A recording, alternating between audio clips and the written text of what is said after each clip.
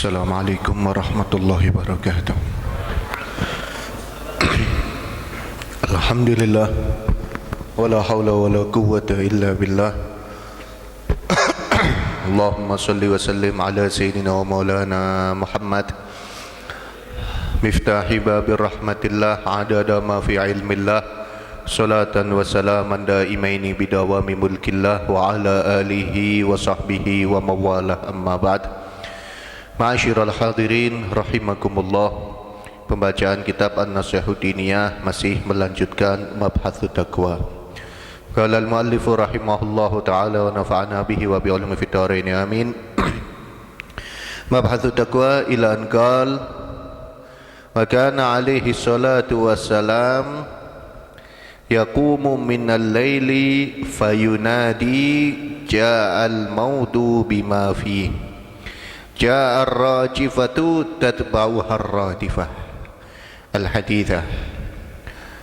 Walamma su'ila salawatullahi alaihi anil aqyasi minan nas man hum qal aktsaruhum lil mauti dzikran wa ahsanuhum lahu isti'dadan ulaikal aqyas dhahabu bi syarafid dunya wa na'imil akhirah. Wa kana alaihi salatu wassalam, dan ada Nabi sallallahu alaihi wasallam yaqumu minal lail, selalu bangun dari waktu malam. Jadi di antara hal yang tidak pernah ditinggalkan oleh Nabi sallallahu alaihi wasallam adalah bangun di sebagian waktu malam. Kemudian ketika Nabi sallallahu alaihi wasallam bangun di sebagian waktu malam itu tadi, beliau selalu mengatakan ja'al maut bima fihi, telah datang kematian dengan apa yang ada di dalamnya. Di setiap bangun Nabi itu mengingatkan bahwa mati itu sudah banyak menimpa manusia. Bima fihi, dan dengan apa yang ada di dalamnya. Apa yang ada di dalam kematian? Ya, perjumpaan dengan malaikat tentu sangat menakutkan. Sebagaimana dalam pertemuan kita beberapa minggu yang lalu dijelaskan, kalau ada seorang manusia yang akan meninggal, malaikat itu menampakkan dirinya dan mengatakan kepada orang tersebut bahwa sebentar lagi dia mati. Peristiwa seperti itu aja kan sudah sangat mengerikan. Nah, kita tahu-tahu ada malaikat muncul depan kita, terus malaikat mengatakan sebentar lagi kamu mati. Seperti apa rasanya? Dan itu pasti kita akan merasakan. Kemudian ketika proses pencabutan nyawa pun sangat sakit sekali. Di saat mengerikan, di saat menyakitkan itu tadi, setan mengerahkan segala upaya daya upayanya untuk mencegah orang tersebut agar meninggal dalam keadaan tidak husnul khatimah. Na'udzubillah. Sangat mengerikan sekali itu keadaan kematian, dan semua di antara kita ini satu persatu pasti akan mengalami itu. Mudah-mudahan kita husnul khatimah. Amin. Ja'atir rajifah tatba'uha ar-radifah. Pasti datang itu ar-rajifah, yang diikuti dengan ar-radifah. Apa itu ar-rajifah? Ar-rajifah nafkhatus sa'iq. Ar-rajifah adalah tiupan trompet yang menjadikan manusia semuanya mati, menjadikan makhluk semuanya mati. Ar-radifah nafkhatul ba'ats. Ar-radifah adalah tiupan trompet yang menjadikan semua makhluk bangkit kembali. Jadi setelah ditiupkan trompet semua makhluk mati, kemudian ditiupkan trompet lagi semua makhluk bangun. Itu terjadi dan pasti kita akan mengalami. Makanya Nabi selalu mengingatkan hal itu agar kita hidup ini mawas diri, kita punya rem hidup ini. Kalau semakin seseorang itu takut dengan kematian, maka remnya semakin pakem. Kalau remnya pakem, hidupnya tidak akan nabrak perkara-perkara yang menjadikan dia itu susah dunia akhirat, karena punya rem. Tapi kalau hidup tanpa rem, wah, nabrak sana, nabrak sini, nerjang sana, nerjang sini. Kenapa? Karena nggak punya rem. Hanya ingin memuaskan hawa nafsunya, panjang angan-angan, merasa hidupnya masih lama, bahkan sampai terjerumus dia itu ragu dengan kehidupan akhirat. Na'udzubillahi min dzalik. Orang hidup ini kalau ada remnya beres. Rem paling pakem itu sebagaimana diriwayatkan oleh Nabi adalah ingat mati. Kalau orang sakit ke dokter, dokternya mengatakan, oh paling seminggu lagi bapak mati. Wah, dalam seminggu ini beres orang itu tadi. Sholat awal waktu, puasa dikodok semuanya. Diajak temennya ngopi, nggak mau, saya mau sholawatan. Diajak temennya jalan-jalan, enggak, saya mau istighfar. Diajak temennya nongkrong, enggak, saya mau baca Quran. Kok tumben sekarang berubah? Iya, kata dokter seminggu lagi mati. Langsung berubah. Nah, itu yang ada, yang harus ada dalam kehidupan kita, bahwa kita ini sebentar lagi mati, enggak tahu kapan kita matinya. Yang jelas mati itu pasti terjadi. Dan kapan waktunya hanya Allah yang tahu. Bukan tugas kita mencari kapan kita mati, mencari tahu kapan kita mati. Tugas kita, kewajiban kita adalah mempersiapkan diri kita agar kita meninggalnya dalam keadaan husnul khotimah. Bagaimana mempersiapkannya? Nanti akan dijelaskan.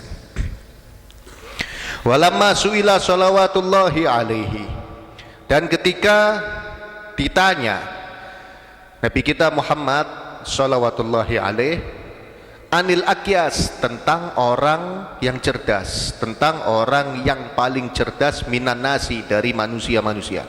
Siapa manusia yang paling cerdas? Ada orang tanya kepada Nabi, ya Rasul, manil akyas minan nas, siapa orang yang paling cerdas dari semua manusia? Nabi ternyata tidak menjelaskan orang yang sudah S3, enggak. Nabi tidak menjelaskan para penemu listrik, penemu mesin, enggak, bukan itu. Al-Akyas, Nabi menjelaskan aktsaruhum lil mauti dzikran. Orang yang paling cerdas menurut Nabi adalah orang yang paling banyak nginget mati. Aktsaruhum lil mauti dzikran, paling banyak di antara manusia itu tadi lil mauti, untuk kematian, dzikran, mengingat. Paling banyak mengingat mati, itulah orang yang paling cerdas. Wa ahsanuhum lahu isti'dadan, dan paling baik-baiknya manusia lahu, untuk kematian, isti'dad, dan persiapan. Paling baik persiapannya. Setelah ingat mati, mempersiapkan diri untuk mati dalam keadaan baik. Itu orang cerdas. Kenapa? Karena dia tahu bahwa hidup di dunia ini sementara. Hidup yang selama-lamanya itu nanti di akhirat. Sehingga karena hidup di akhirat itu lama tanpa ada waktu akhirnya, selamanya hidup di sana, maka harus ada persiapan yang sangat ekstra, butuh bekal yang sangat banyak. Kalau dunia ini sementara, ngapain terlalu sibuk mikirin bekal dunia dan lupa bekal akhirat? Itulah cerdas. Kalau dijelaskan, dunia kama hilil makar wa innama hilil mamar, duniamu itu mahilil makor, bukan dia tempat tinggal. Wa innama hilil mamar, hanya saja dunia itu tempat lewat.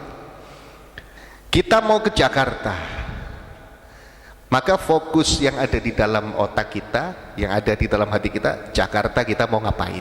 Di jalan nggak terlalu difokusin, yang penting sampai ke Jakarta. Di jalan kita hanya berhenti ketika kita butuh ke kamar mandi, setelah itu meneruskan perjalanan.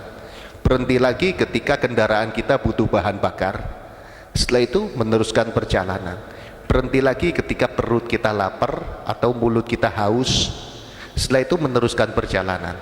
Berhenti lagi ketika kendaraan kita ngantuk, butuh istirahat sebentar, setelah itu meneruskan perjalanan. Kenapa? Tujuannya Jakarta.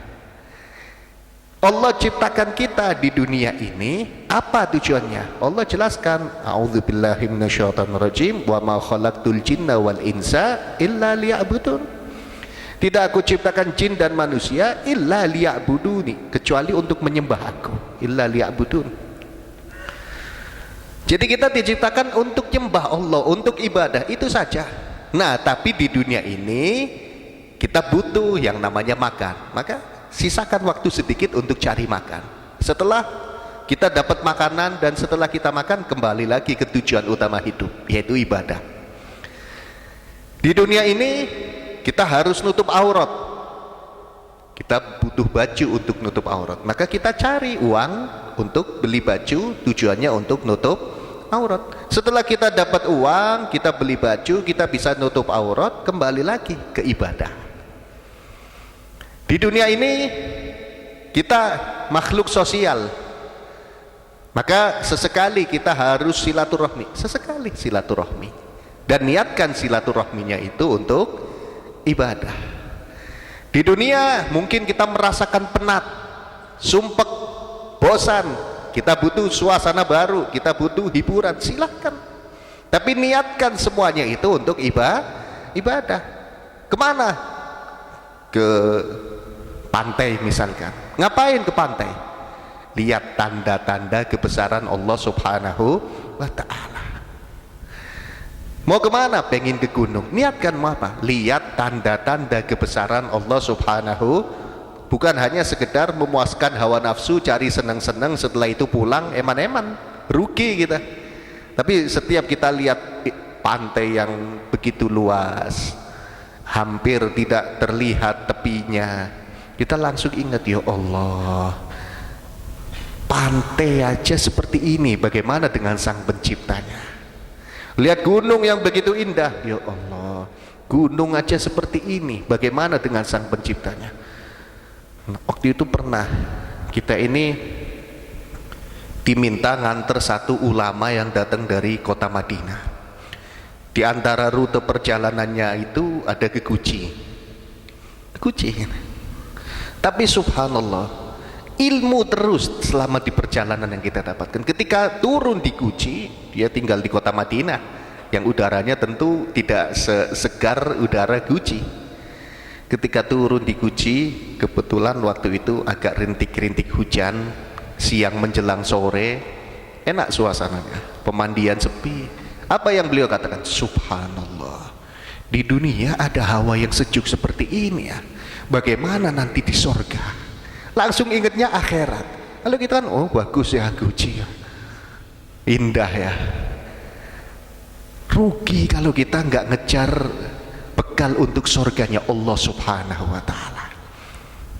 Kemudian kita berendam tapi nutup aurat masih. Apa yang beliau katakan? Subhanallah, airnya seger. Bagaimana nanti dengan telaga haudnya Nabi kita Muhammad sallallahu alaihi wasallam? Jadi selama di tempat wisata itu kita bengong luar biasa. Di tempat wisata ingatnya surga, ingatnya Rasul. Kemudian dia mengatakan, ayo kita perbanyak sholawat. Di dunia aja ada air yang segar seperti ini, hangat, enak, udaranya dingin. Rugi kalau kita nggak sholawat, nggak ketemu Nabi, nggak dapat minuman dari beliau sallallahu alaihi wasallam. Nah, ini yang dikatakan ad-dunya mazra'atul akhirah. Dunia ini tempat kita bercocok tanam untuk nanti panennya di akhirat. Maksudnya jangan dunia berhenti untuk dunia, tapi dunia itu untuk akhirat. Kemudian setelah berendam, kita mampir ke rumahnya seseorang yang sudah mempersiapkan jamuan, dikasih makanan yang enak. Apa yang beliau katakan? Subhanallah, hawanya sejuk, makan kambing yang dibakar, sate, minumannya teh enak. Ini baru dunia. Bagaimana dengan jamuan Allah nanti ya di surga? Semuanya dikembalikan ke sana. Kalau kita enak satenya ini, udah selesai, kita latih. Kenapa kok bisa seperti itu? Karena orang-orang soleh seperti mereka itu sadar bahwa dunia ini sementara. Seindah-indahnya dunia, nanti akan ada kehidupan yang lebih indah, yaitu akhirat. Dan sesusah-susahnya orang di dunia, nanti ada kehidupan yang lebih susah lagi, yaitu neraka. Na'udzubillahi min dzalik. Nah, kalau misalkan kita lagi merasa susah, ingat, ya Allah, sementara susah di dunia ini, tetap taatnya, tetap istiqomah. Daripada di dunianya susah, nanti di akhiratnya neraka. Na'udzubillah. Ketika kita bahagia, lagi seneng, ingat ini belum apa-apanya dengan nikmat Allah nanti di akhirat. Pernah Sayyidina Hasan bin Ali bin Abi Thalib keluar dari rumahnya dengan menggunakan pakaian yang sangat bagus, mengendarai kuda yang bagus, dengan aroma yang wangi. Nah, Sayyidina Hasan ini kalau keluar dari rumah yang nunggu udah banyak, yang pengen berjumpa udah banyak. Karena Sayyidina Hasan ini penampilannya sangat menarik sekali. Bahkan kan diriwayatkan Sayyidina Hasan itu ada kemiripan dengan Nabi SAW dari pusar ke atas. Jadi ada kemiripan, nggak mirip persis tapi ada kemiripan dengan Nabi dari pusar ke atas. Nah itu Sayyidina Hasan yang ada kemiripan dengan Nabi SAW dari pusar ke atas. Beliau itu pernah nikah 99 kali. Capek, bukan menuruti hawa nafsu. Justru Sayyidina Hasan nikah 99 kali karena beliau kasihan sama wanita-wanita yang melihat beliau. Kalau nggak dinikahi bisa stres. Jadi biar mereka terhibur, tapi yang ngantri udah banyak. Ini baru Sayyidina Hasan. Bagaimana dengan Nabi kita Muhammad SAW?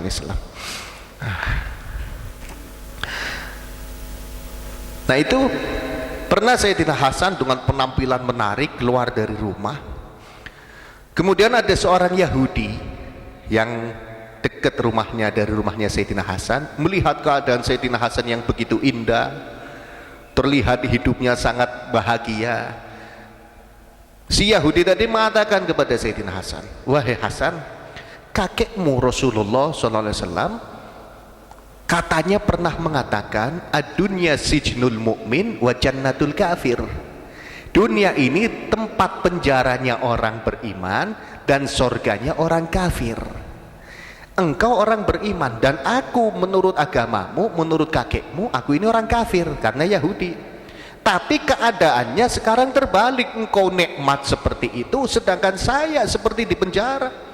Saya setiap hari hidup dengan api karena pekerjaan saya ini pandai besi. Capek, duit sedikit, engkau yang enak, nggak kelihatan capek tapi hidupnya nikmat. Katanya ini penjaranya orang iman dan surganya orang kafir. Kok kebalik, engkau seperti di surga, saya seperti di penjara. Apa kata Sayyidina Hasan? Kakekku nggak salah, bener. Kata si Yahudi tadi, lo kok bisa? Yang kamu lihat dari kenikmatan yang Allah berikan kepadaku belum apa-apanya dengan kenikmatan nanti ketika aku berhasil masuk surga. Ini masih seperti penjara kalau dibandingkan surga. Sedangkan kamu, kesusahanmu yang ada di dunia yang kamu rasakan sekarang belum apa-apanya kalau kamu mati sul khotimah dan masuk neraka. Kamu akan menganggap kehidupan ini sebagai surga karena neraka jauh lebih mengerikan. Di situ si Yahudi tadi ketakutan langsung masuk Islam. Wah, ternyata belum apa-apa susah seperti ini. Kehidupan yang kita jalani ini sementara. Silahkan kita mau tamasya, niatkan mengingat tanda-tanda kebesaran Allah. Jangan sampai dengan tamasya malah lupa kepada Allah. Tamasyanya kita itu nikmat dari Allah. Dikasih nikmat kok malah lupa sama yang ngasih nikmat. Kita punya rumah silahkan, tapi ingat yang ngasih kita rezeki bisa bikin rumah itu adalah Allah Subhanahu. Untuk apa rumah itu? Ya untuk ibadah. Kita dikasih uang, ingat yang ngasih uang kepada kita adalah Allah. Untuk apa itu uang? Di situ ada haknya orang yang nggak punya. Di situ ada masjid yang nunggu. Di situ ada pesantren yang nunggu. Di situ ada anak yatim yang nunggu.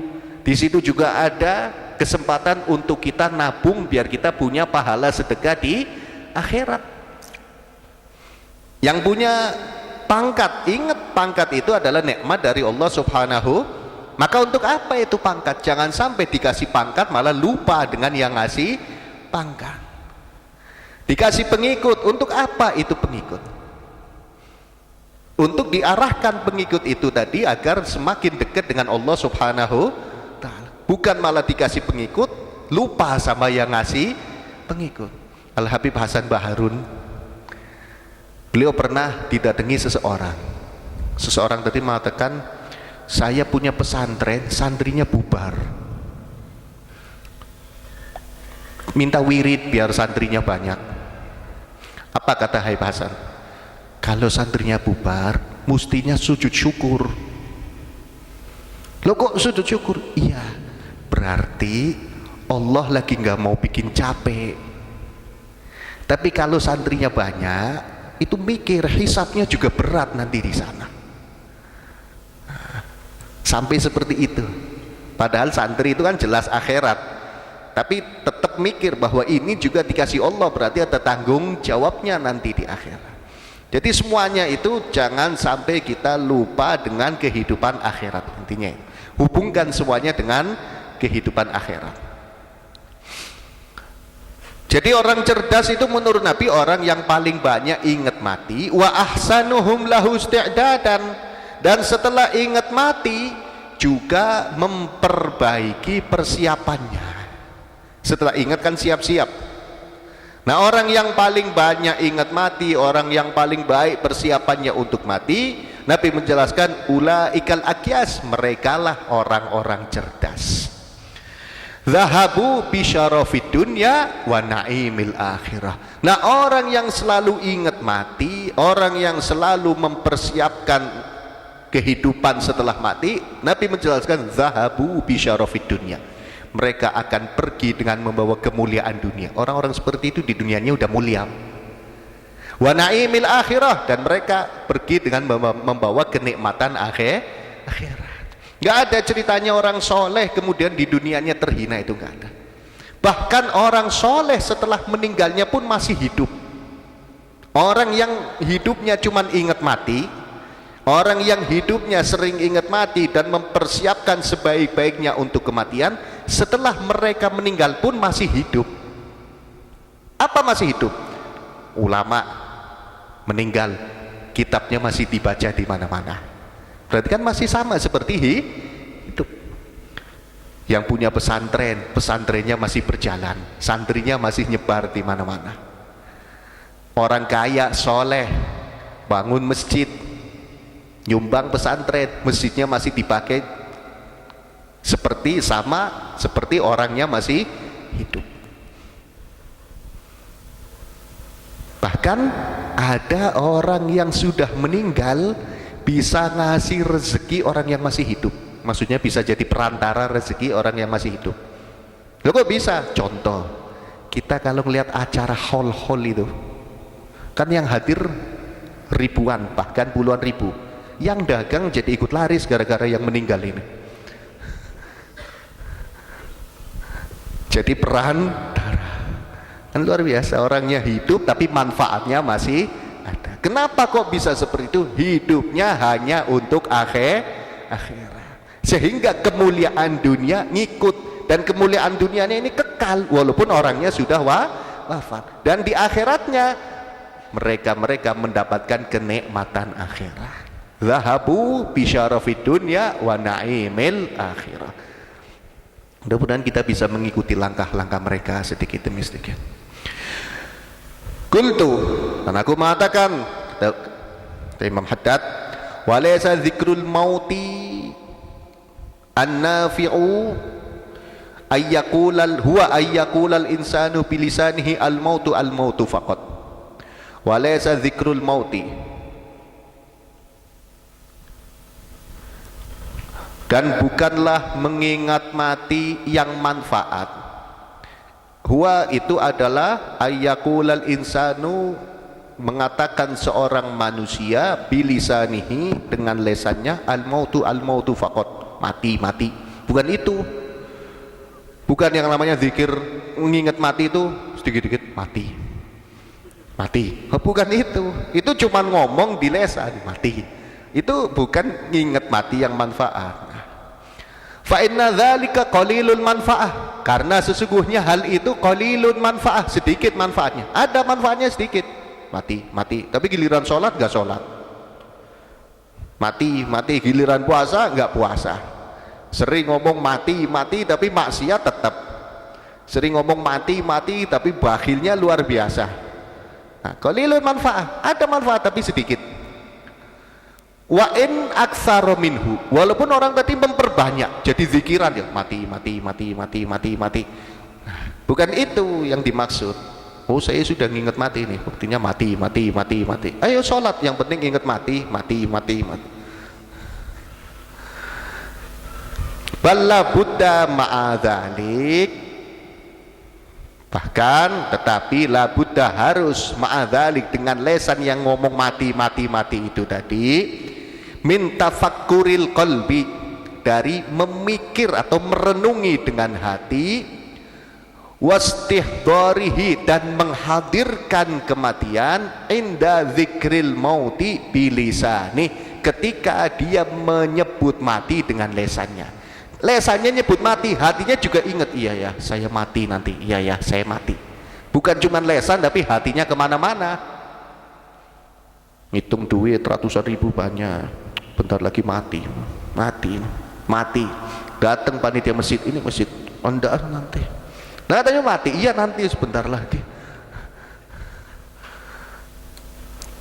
Bukan itu, bukan cuma mati. Jadi harus lesannya nyebut, saya mau mati sebentar lagi mati, misalkan hidup ini nggak lama. Hatinya juga ingat, hatinya juga sadar bahwa memang dia itu hidupnya sebentar. Nah, apa yang harus dihadirkan tentang kematian? Kaifa yakunu haluhu indal maut wa ahwalihi wa sakaratihi wa muayanatihi umurul akhirah. Dia harus menghadirkan kaifa yakunu haluhu indal maut, bagaimana keadaannya dia ketika mati. Dia harus mikir, ya Allah mati saya nanti kalau mati gimana ya, husnul khotimah apa enggak. Nah itu maksudnya. Wa ahwalihi, dan ketika datang kedahsyatan kematian, yang malaikat muncul ngomong mau mati, yang dicabut nyawanya sakit, yang setan dengan balak tentaranya mengerahkan semua kekuatannya. Kira-kira gimana saya ngadepi itu nanti, berhasil apa enggak? Itu harus dipikirkan. Wa sakaratihi, sakaratul maut itu panas, haus, perih, sakit. Itu harus dipikirkan. Nah, orang lagi panas, lagi haus, lagi sakit, suruh ucap la ilaha illallah, kira-kira bisa apa enggak? Nah itu harus dipikirkan. Wa muayanatihi umurul akhirah, dan memandangnya dia tentang perkara-perkara akhirat. Jadi orang mau mati itu nanti keadaannya di akhirat sudah diperlihatkan. Yang naudzubillah, yang ahlun nar, penduduk neraka, siksa kuburnya sudah diperlihatkan. Nih kamu kalau mati nih siksa kuburnya sudah nunggu. Wah kan tambah ngeri. Yang ahlus sholah, biasa melakukan kebaikan, nikmat kuburnya juga sudah diperlihatkan. Ini nanti kamu di kuburnya nikmat, sehingga ada orang meninggalnya senyum. Kenapa? Karena dia seneng, oh ternyata di sana enak. Dan ada orang, tanda orang soleh, tanda orang meninggal husnul khotimah, kata ulama, jidatnya ketika meninggal berkeringat. Kenapa? Malu sama bidadari yang mau nyambut, malu sama malaikat yang mau nyambut, bahkan malu sama ulama-ulama yang dia cintai yang ikut nampak di situ. Nah, mudah-mudahan kita termasuk orang-orang yang seperti itu.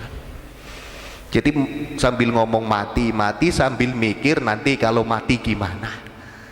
Nanti yang dilihat ketika mau mati siksa kubur atau nikmat kubur. Kita persiapkan. Nah, bagaimana biar dapat nikmat kubur, bagaimana biar selamat dari siksa kubur, nanti akan dijelaskan. Wa malladzi baqiya min ajalihi wa bima yuhtamu lahu, dan dia harus mikirkan apa yang tersisa dari ajalnya, wa bima yuhtam lahu, dan dengan apa nanti dia ditutup usianya. Dia sambil mikir mati kira-kira saya kurang berapa tahun ya umurnya, kira-kira saya kurang berapa hari ya matinya.